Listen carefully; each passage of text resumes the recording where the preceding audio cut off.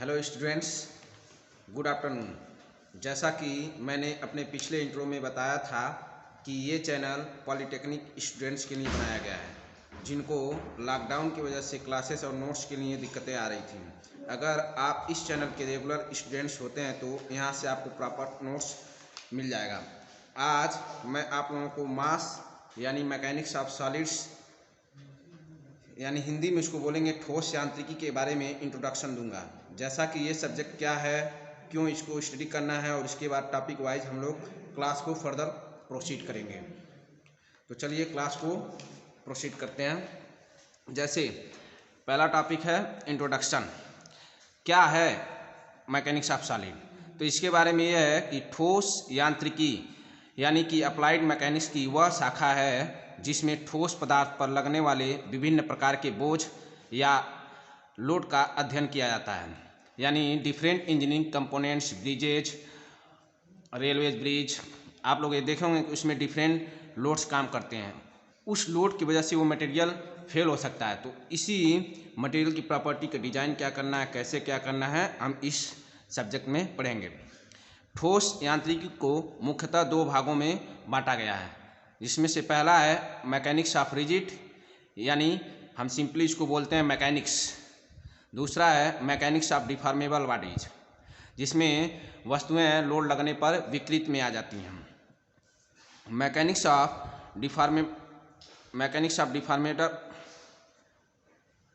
Of deformable bodies और solids, जो कि अप्लाइड मैकेनिक्स का ही एक ब्रांच है।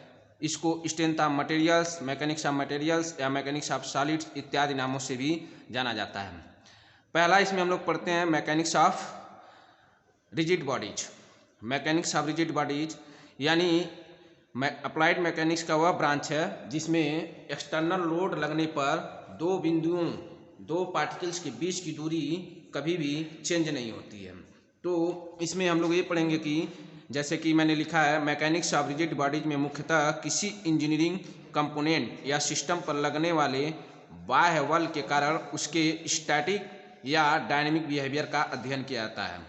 जैसा कि मैंने पहले ही बताया था कि इस शाखा में किसी कंपोनेंट पर लगने वाले बाह्य बल के कारण दो पार्टिकल्स के बीच की रिलेटिव डिस्टेंस कभी भी चेंज नहीं होती है।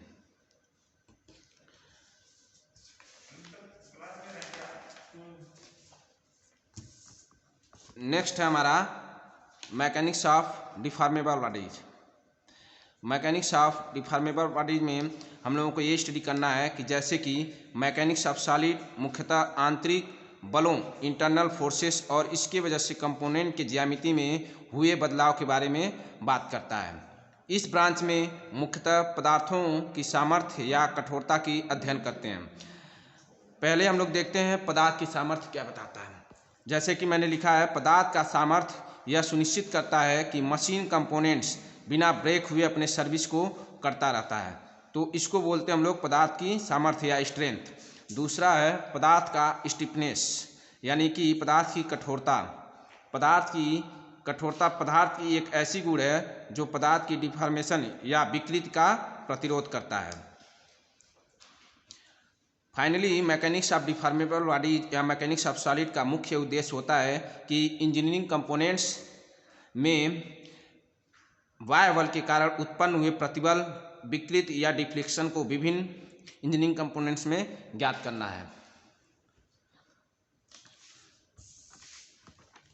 नेक्स्ट हमारा क्या डिफरेंस है रिजिड बॉडीज और डिफॉर्मेबल बॉडीज में।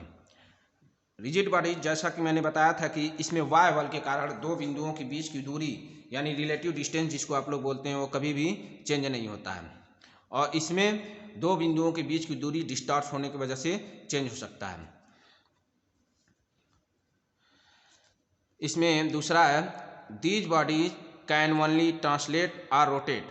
चूँकि इस बॉडी में कोई डिफॉर्मेशन नहीं है तो इसमें डिस्टॉर्शन नहीं है, तो इसलिए ये बॉडी केवल ट्रांसलेट या रोटेट कम्प्लीटली कर सकती है। लेकिन इस बॉडी में डिफॉर्मेबल बॉडीज में आपका डिस्टॉर्शन हो सकता है, इसलिए ट्रांसलेट और रोटेट होने के साथ साथ इसका डिस्टॉर्शन इजीली पॉसिबल है।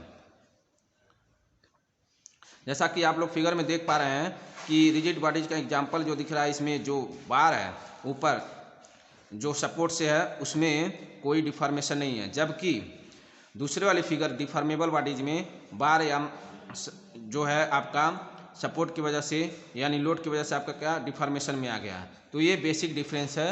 हम लोग नेक्स्ट टर्न पर क्या होता है स्ट्रेस, स्ट्रेन, डिफ्लेक्शन इत्यादि कॉन्सेप्ट के बारे में पढ़ेंगे। अभी के लिए थैंक यू।